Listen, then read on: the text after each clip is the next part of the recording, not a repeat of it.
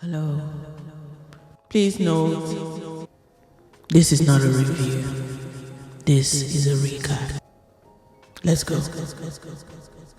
Hi, welcome to this recap of Magenta Cole. This is episode 2. In episode 1, we're introduced to the main players and we figured out what the conflicts were. Episode 2 picks up with this pitch sesh between Sandile and Mangaliso on who will head the Magenta smelter project. Everyone settles down. Sibonile, I'm going to do better with the names this time. Sibonile and Aurora walk in. They talk smack about this time being invited to the board meeting, and Zeb, who is always very cool, says, well, you are board members. Sandile prepares to begin his presentation. Muzi goes to meet Donald, and Donald, this guy is an asshole. He's condescending as hell, very disrespectful, but Muzi is cool. He tells Donald that he can make it happen. That's Donald getting his mind back. Donald is like, I sense a fallout of huge proportion that's between Muzi and Zeb, but then he questions Muzi's future loyalty to him or honesty if he can so easily betray Zeb. And then he says, unless this is not just about money.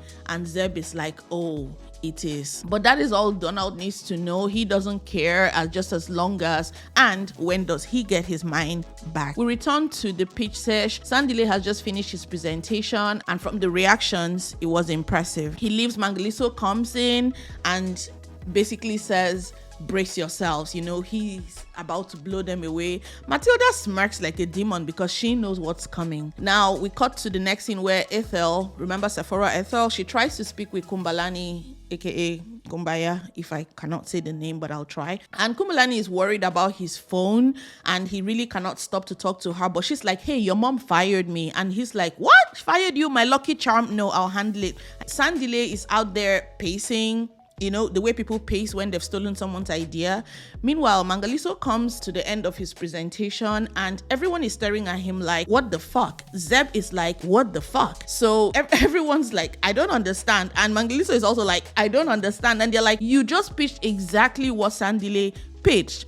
And he's like, that cannot be. But then quick math, he's like, oh, I see. And then he goes outside, immediately grabs Sandile and they start to fight. The elders come and try to separate the fight, everyone trying to talk sense. The mom, what's his name? Sibonile and Aurora, everyone's there. Anyway, in the next scene, Zeb wants answers. And Matilda is like, that's to Mangaliso, like, you attacked him, that's Sandile. And Sandile is like, he should be laying complaints for assault, not here answering questions about what happened or what he did or did not do or whatever it is. So he successfully gaslights Zeb and then he leaves angry. So everyone's angry. And Matilda is out here acting like someone with evil spirit. Muzi's wife, Dimarcaso, remember her? She is back here in the office for some Sandile sugar. And Sandile is like, I don't want, but she's like, I cannot stay a day without you. And she's tired of her marriage, she claims, but she cannot leave because of some stupid prenup that she signed. Anyway, Sandile is easy. Then we have Zeb, Matilda, Sibonile, and Aurora meet to discuss what happened between the boys. Zeb insists that he cannot make a ruling before an investigation has been conducted. Matilda is like, of course, but she wants Zeb to, however, suspend Mangaliso, and Sibonile agrees. Aurora disagrees. So they all kind of argue about this, and Matilda mentions Aluta helping Sandile with the proposal. Aurora and Sibonile argue on their way out. They argue, which of the sons they should give their support, but they eventually agree that Sandile is a better choice because Mangaliso is basically out of control. He's a drunk. I don't blame them. So they need to figure out, however, how to control Sandile because they know very well that Matilda has his remote control in hand. Aurora worries about if Aluta will back up Sandile's claim because they really realize that what Aluta says is actually going to determine who wins the case between the two boys. If Aluta corroborates what Sandile has said, it would be ruled in his favor. If not, then it would go to Mangaliso. So they realize that they have this trump card in hand and how are they going to play it? So they go to talk to Sandile. Poor Sandile is out here in his entanglement with Dimarcaso. They catch them in a very uncompromising position, but she quickly says, oh, she heard about the fight and came to offer her support. Again, girl, why? She's for the streets. Anyway, Aurora and Sibonile quickly establish that they are on Sandile's side. He's first skeptical, but he quickly realizes that he needs allies and you don't really look a gift horse in the mouth. So they remind him that their daughter Aluta can prove his case. And then, of course, as a smart guy, he asks them what is the catch, and they tell him he has to make Aluta deputy project manager. He's out there like, hey, no, I don't think this should come with any conditions, but that's childish talk. Matilda is on the phone with Sandile, and apparently he's told her about the terms that those two, Aurora and Sibonile, proposed, and she's not liking it. Like, they're enemies and you're giving them the keys for free. When she's done with that, she turns around to talk to Kumbalani and he has not found his phone. She's like, so you're telling me that somewhere in the world there's someone out there with a video of you having sex with Ethel? She's not very pleased with her sons today. He's like, no, it's not Ethel. Thank God you remember to defend her. This time he tells her it's not Ethel, but he refuses to say with whom. He tells Matilda that she has to reinstate Ethel because she did nothing wrong and he needs her for other things, aka Lucky Charm business. Aluta shows up to Magenta Cole. She's talking to her parents. She's telling them that she can't do what they're asking of her because she realizes very quickly that they're asking her to claim that she worked on the project, on the proposal with Sandile, and she's saying she can't do it. Sibonile gives her some mumbo jumbo talk about this being a duty that her ancestors have bestowed upon her shoulders, and also that these, I guess, ancestors also made her mom a mastermind. It's all nonsense. He sells it to her. If she does this, she'll be the first member of their family to have substantial interest in Magenta Cole, be able to call the shots, etc. And does she not want this? She says of course she does, but also she doesn't want to blackmail Sandile. They managed to convince her. Now let me warn you, there are funny editing errors here where people are made to look like Baby Yoda, Grogu, but we'll ignore that because this is not a review. Aluta comes to Muzi and basically she corroborates Sandile's story, much to Muzi's dismay. He has to play mature guy here, even if this is killing him. And I'm watching this like, Muzi, you know that you really could ask the tech guys in the house to run a metadata analysis to see when this file was first created. That's this proposal file. These people on this show act like they're technologically challenged, but this is not a review. Anyway, he accepts what she's saying, tells her, just tell the truth to the board and that the company needs brains like hers. Aluta asks him about Auntie Dima and Muzi is probably thinking that this babe came here to torture him today. He manages to respond, in a neutral way. Next scene, Aluta is just finishing her report to the board. Matilda's not there for some reason. Mangliso is also nowhere to be found. In light of Aluta's testimony, Sandile is declared head of the magnesium smelter project. Muzi does not like this though. He's kind of like, is this not premature? And he asks Zeb that the confirmation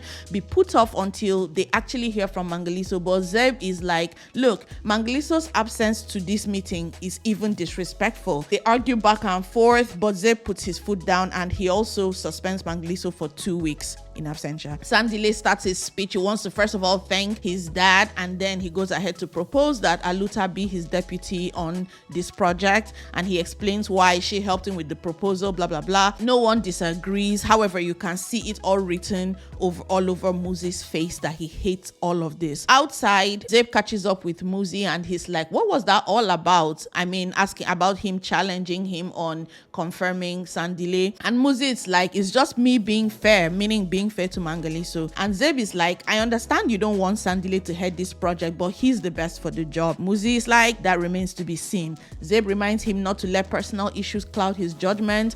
Muzi tells him, look, I understand why you're doing this and I'm going to go along with it, but please let's not pretend like I like it. So let them just get on with it with the hope that their friendship can be salvaged. Look, I really like the friendship between these two men, and it just really sucks that it's going so badly because of those two idiots. And I really like Zeb. I like that man so much. Zeb asked how the meeting with Donald went. So it looks like either Muzi is working with Zeb to fool Donald or he's playing double agent. Muzi reports to Zeb that the man just wants his minds back and he'll do anything to get them back, and Zeb is like, let's keep an eye on him.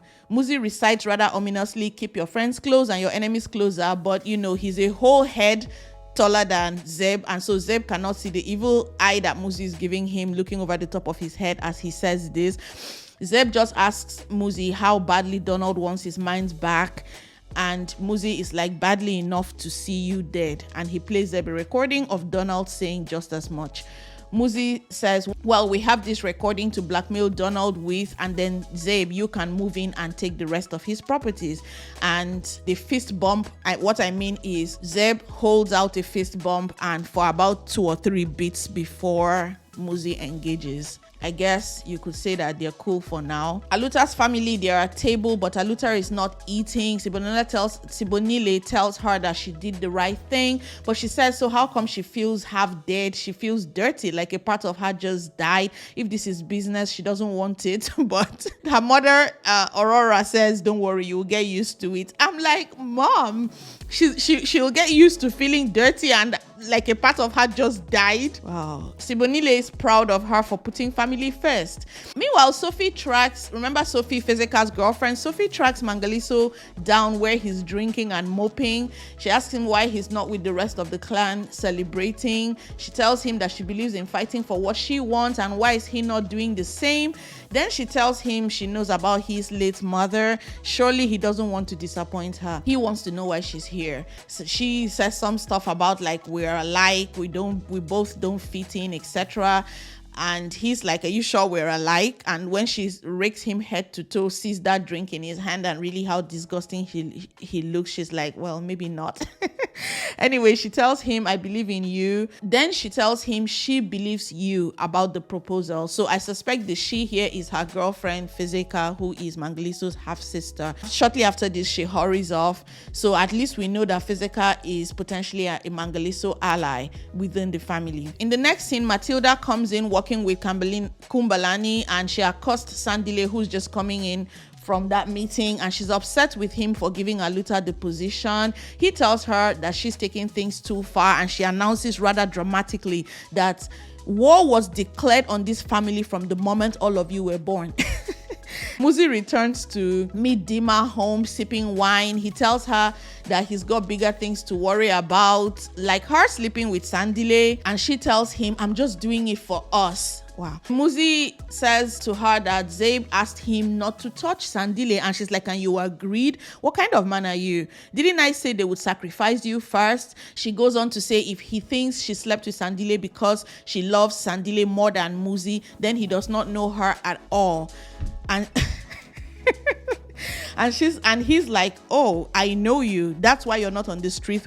You're not out on the street with your bare ass. Of all the men she could have slept with, she chose that punk Sandile. She's put him in a bad position with Zeb. He's been his best friend since before she was born, and he owes everything to Zeb. And Dima is like, what if Zeb is no longer in the picture? And he's like, what are you talking about? Just as she says that, the scene is intercut with another where Zeb in his car is being chased down by unknown men, aka unknown gunmen, and he's cut off at his gate and gets shot with the driver. Matilda and Muzi receive the news at the same time, and Dima is like, is he dead?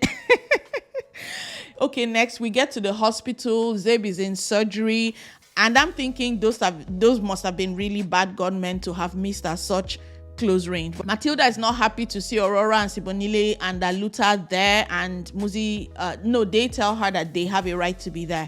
Only Mangaliso and Fezeka are missing, and Muzi reports he can't reach him, and then also reports that Mangaliso had a bad fight with Zeb, and Matilda, she's so happy to declare that at least that's one suspect, but Muzi shuts that down immediately. Dima says that from her point of view, everyone here is a suspect. So Dina and Matilda get into it, with Matilda calling her, you loose thing. She really likes to say that.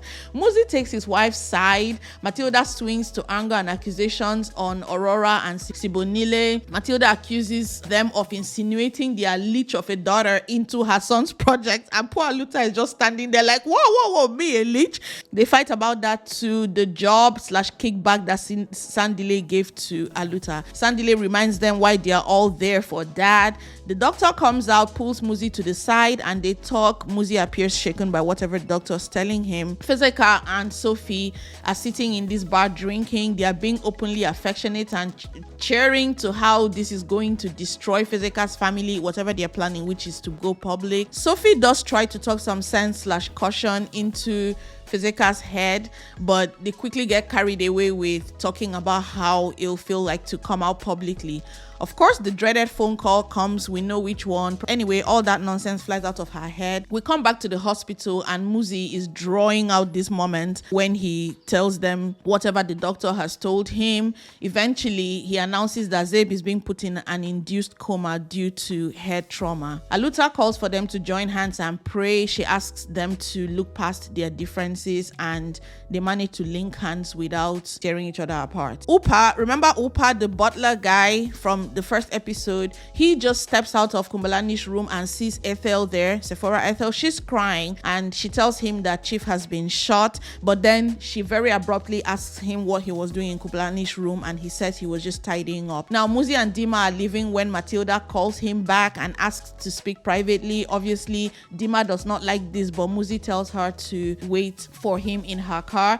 And then of course Matilda tells him that okay, now that he's stepping in as acting CEO, she wants him to know that he has her full support on condition, of course. Muzi actually laughs, he's impressed, but she tells him, hey, I'm only looking out for my family. Muzi asks her what she wants and she tells him that she wants his first task as CEO to be to fire Aluta from that smelter project. Muzi tells her that Zeb was happy with Sandile's choice, but she argues that it actually wasn't Sandile's choice. Muzi plays hardball with her. He says Aurora and Sandile can also argue that they are looking out for the best interest of their family. Matilda reminds him that his loyalty is first to Zeb and Zeb's family. Muzi agrees with her and states that his job as CEO is to carry on with Zeb's policies, meaning that if he removes Aluta, he might as well remove Sandile, and Matilda is upset by this and it gets ugly. She asks Muzi if he unleashed his wife on her son. Muzi refuses to dignify that with a response, and walking away, he does call her a bitch. In the car, he fights with Dima. He hopes she's happy now that Matilda knows about her and Sandile. Dima is like she does not care.